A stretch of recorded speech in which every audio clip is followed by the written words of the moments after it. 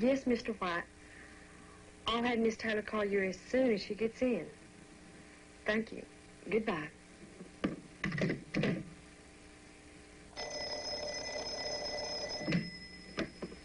Eva Taylor, Toinette Law. Yes, Snowball. Where have they got you? What's the charges? All right, Snowball. I'll tell Miss Taylor as soon as she gets in. Bye. Good morning, B.B. Good morning, Eva. Mr. White called and wants to know if you'd like to attend the governor's dinner Saturday evening. I'll check my calendar.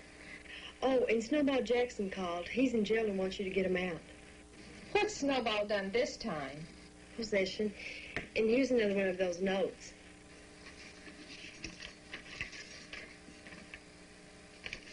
Bullshit. Call the bondsman and tell them to get him out, and then tell Snowball to come and see me. I'll call White myself. Oh, there's a young lady in your office with a problem. She's nervous as hell. Something about her boyfriend. Okay, maybe she's pregnant. Oh, don't let me think about that. Hello, Miss, Paula Thomas. Are you Miss Taylor? That's right. Now, what might I do for you? Well, Hey, calm down, Paula. Whatever the trouble is, I'm sure we can work it out.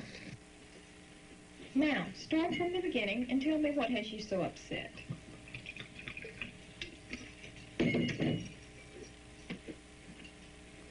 Here, drink this. No, go ahead. It'll help.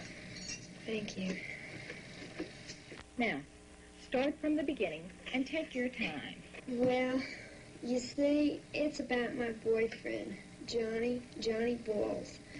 We went together in high school, and like a lot of other boys, along came Uncle Sam, and they made him a demolitions expert in Vietnam, and all my letters I got from him said that how much he hated his work, and I remember in one letter he said that he'd seen enough killing to last him a lifetime, and his only dream was to come back and to marry me, and I know it must have been pure hell for him over there.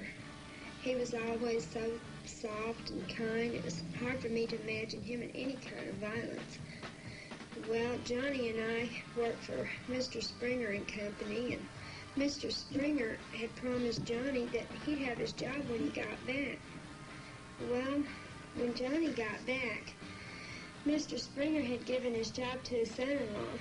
He said that he could come back in about 5 or 6 months or so, and, then maybe might see if he had another one. Well, he turned to his son-in-law, and he said a lousy thing.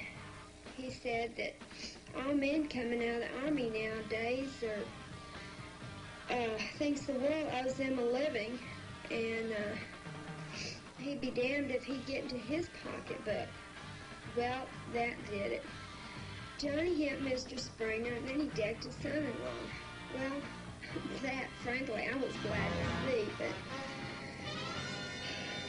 but if anyone had a free ride, he did.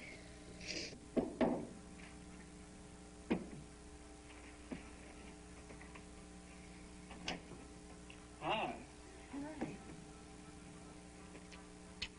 It's a hell of a note, huh? Damn you, Johnny. I come up here, plant a kiss on you, and you call that a hell of a note? Aw, come on. You know what I mean.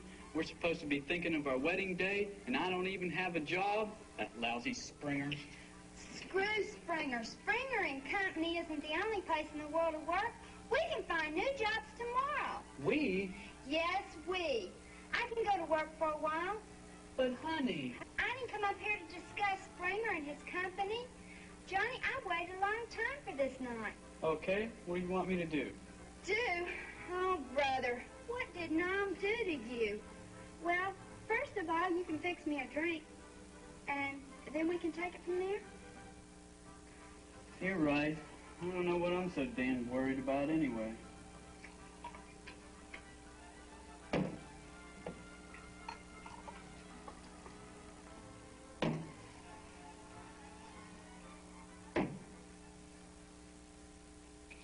Sure, it's a beautiful day.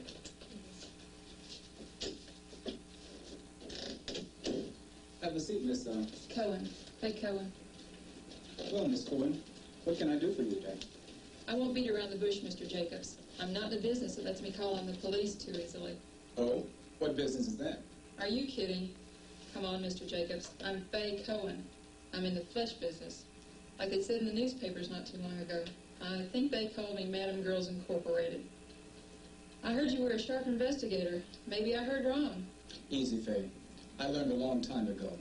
Something that should apply in your business as well. I know nothing until I see the green light. And you didn't give me any green light.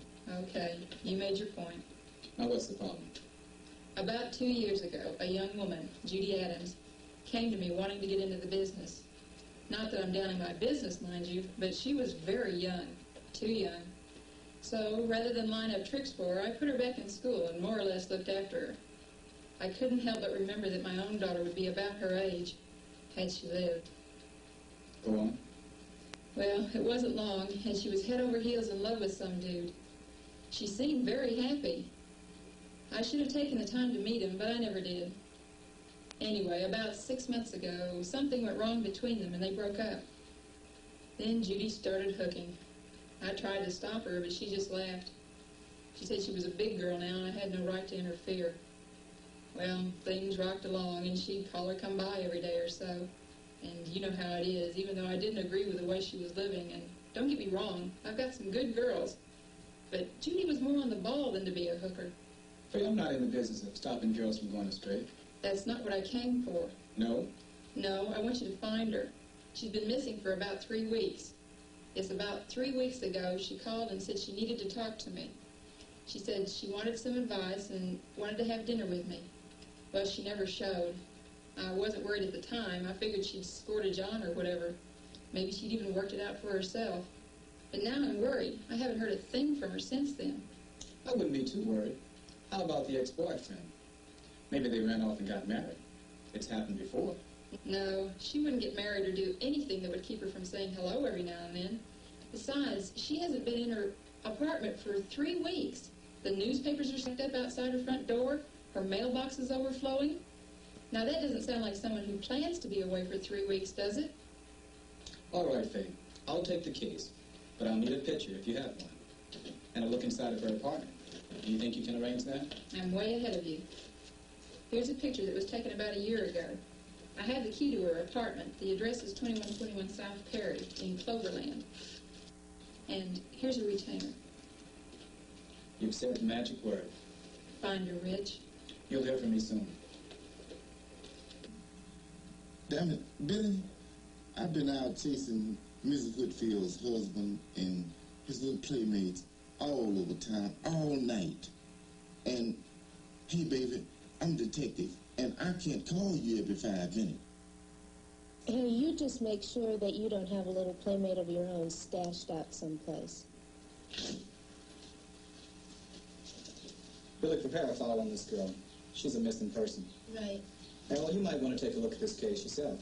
Okay. I'll see what I can do, but I'm due at headquarters on another case at this time. Hold down the fort and I'll check with you later. Oh, I'll do. Incidentally, how you come along with the Whitfield case? Well, I got enough stuff on that case last night to wrap it up.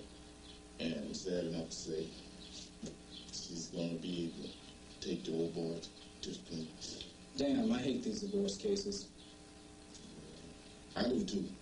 But Pays rent. Right, so type the report and send me a copy. Take care and I'll check with you later. Bye.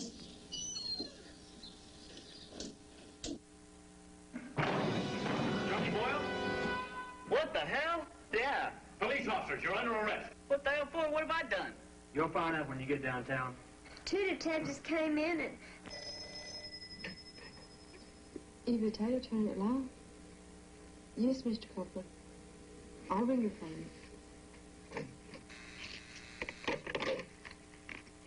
Yes, BB. Mike Copeland on line 1.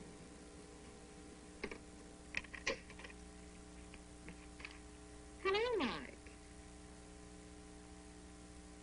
I would love to.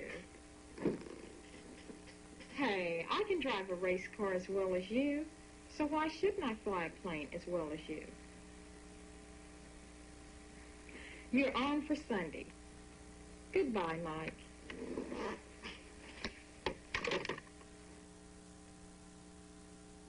Yes, Mike. You always seem to know when to call.